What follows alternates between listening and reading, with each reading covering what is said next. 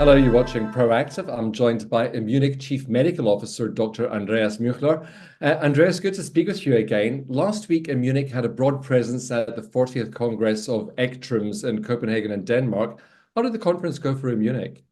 Yeah, thanks, Stephen. I'm happy to update you. This was an important event for the company and for vidofludimus calcium in 2024. It's really the main congress in the field of research in for new treatments in multiple sclerosis, and they met in Copenhagen, Denmark this year. This also was a very important milestone for Immunic because it's the first time in the life of the company that we had our own booth at the industry exhibition. So we really had a lot more visibility than in previous years.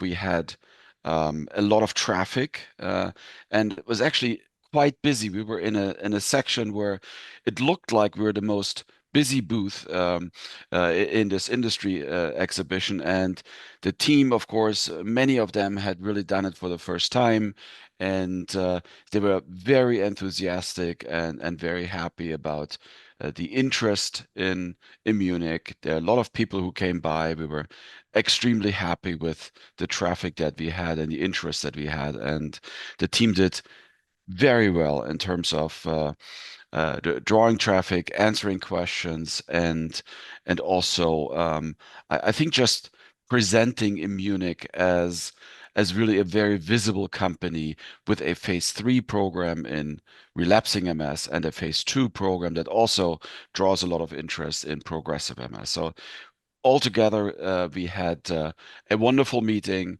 wonderful interactions, and this was really something that will stay in everybody's mind for a while, I believe. Immunic presented a total of 4 posters at the Congress, Andreas. Tell us more about the posters and the feedback you got from them.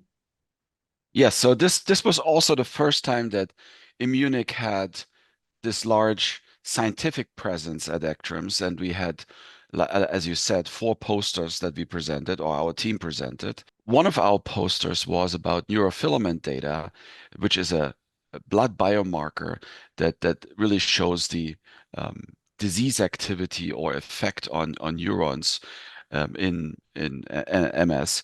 And this was showing additional data from our interim analysis from our phase 2 study in progressive MS, the CALIPER study. And we had shown subgroup analyses in basically younger and older patients, but also in patients who had more or less disability at the beginning of the study, really showing that the effect of the drug is basically in all of the groups that we studied, and the effect in the interim analysis didn't come from a very specific subgroup. We have really shown broad activity of this drug in different groups of progressive MS patients, which is quite important to understand the effect of the drug. Then we had a poster that really outlined the effect or the potential effect or our hypothesis that we have that this drug may also have an effect on MS fatigue. This comes from a lot of interesting findings in the post-COVID arena that the EBV reactivation, a virus reactivation that is present in almost all of us, and it's this like a sleeper virus, but if it reactivates, it causes, for example, reactivates through a COVID infection. It causes fatigue, and that's very well established now in post-COVID. Since EBV as a virus and especially EBV reactivation also has a lot of importance in MS, um, we have a keen interest um, in studying MS fatigue and the effect of vidofludimus calcium on MS fatigue in our clinical trials, and we outlined this on this poster. And of course, we believe that we can have this effect because this has a broad spectrum antiviral effect, vidofludimus calcium, and that we have specifically shown an effect of EBV reactivation on preclinical experiments. So this is something that we outline in this poster. And then we had 2 posters that outline more some of the preclinical experiments with more detailed explanation how this drug works. And one poster was about this very unique effect that we have on a neuroprotective target. It's called Nurr1, where the first Nurr1 activator that's been studied in multiple sclerosis, and we have shown how this works in preclinical experiments and how this could basically end up in showing protection of these nerve cells through two different mechanisms, and a direct and an indirect mechanism, and that's outlined on this poster. And then the last poster really was about the effects that we have on different immune cells, and especially on T helper cells, which is an important component of slowing down the immune response in in an autoimmune disease. So also very important effect that vidofludimus calcium has we believe, in preclinical experiments. So all of this together, I think we had a very broad spectrum of posters and a lot of interest in these posters as well. So we are quite happy about having this very broad presence at ECTRIMS this year. Was there a dominating theme at the conference? What was everybody talking about? So in principle, I think the conference was set up with a special topic this year, which is very coincidental to what I've just said about one of our posters. There was a special session on MS fatigue, and that was kind of set up by the Congress organizers because it is an unsolved problem in MS. Almost all of the patients have fatigue. There was actually a lot of presentation that showed that more than half of these patients consider fatigue the most difficult symptom for these patients, and that this fatigue, and more than half of the patients also, they consider moderate to severe in terms of their quality of life. So this was one of the topics that was very much expressed by the Congress organizers. This year also everybody was awaiting the data from the second, what's called a new class of drugs. It's called BTK inhibitors. And this was tolebrutinib phase 3 trial in both relapsing MS and also in non-relapsing secondary progressive MS.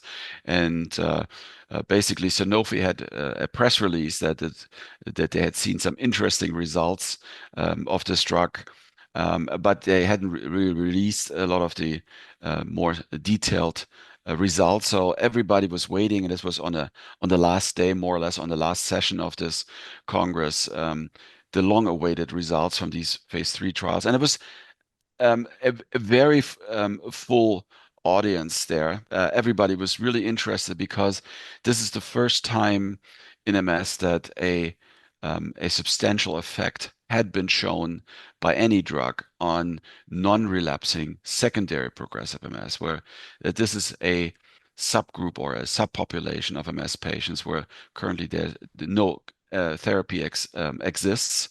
And this is also something where Immunic, in its phase 2 CALLIPER trial, also investigates this patient population. So it was very interesting to see that there are some very good initial results from tolebrutinib, showing that you can influence disability in this patient population that has, in a way that's never seen before, with that amplitude, without really influencing, not through influencing the focal inflammation in MS, but apparently through a different mechanism. And this is very important for vidofludimus calcium from Immunic as well, because with vidofludimus calcium, we always had the hypothesis that through the Nurr1 activation and the lowering of the microglia activation in the brain, which lowers also the neurotoxic effects in which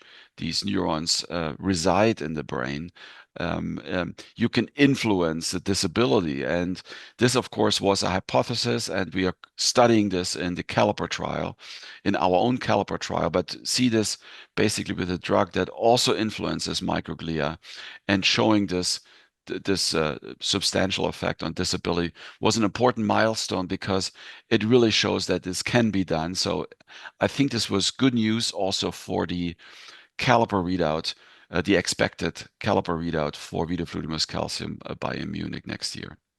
Oh, I mean, that's right, because you have some exciting milestones coming up for vidofludimus calcium. So interim data for the relapsing MS, and then also top-line data for progressive MS. Tell us more about that.